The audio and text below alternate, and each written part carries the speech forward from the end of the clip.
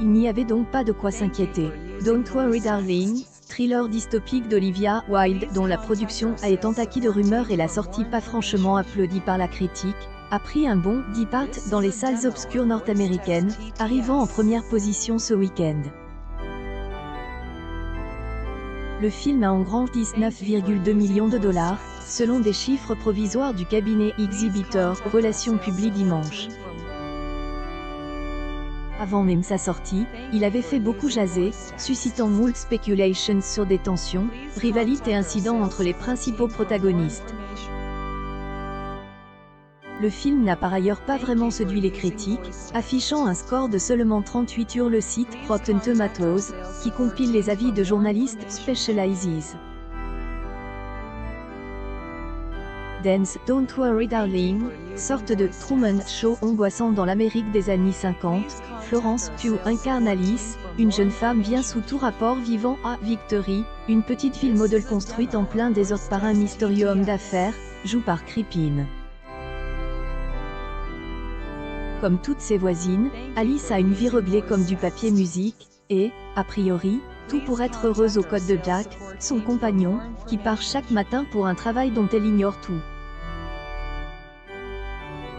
En échange de ce bien-être matériel, Victory n'a qu'une seule règle. Ses habitants ne doivent jamais sortir des limites de la ville. Un tabou qu'Alice ne va pas tarder à briser.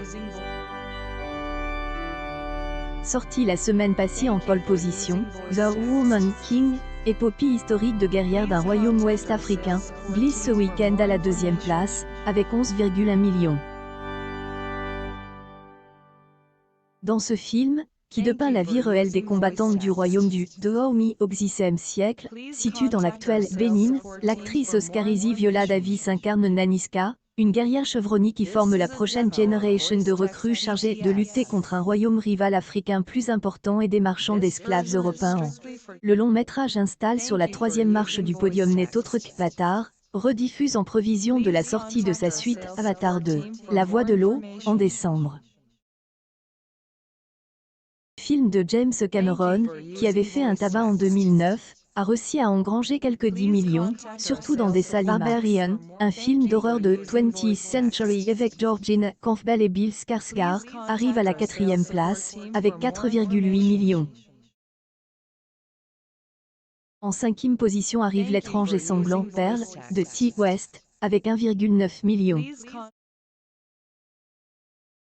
De ce jour à la ferme, d'ambition cinématographique, de hache, de fourche et d'alligator.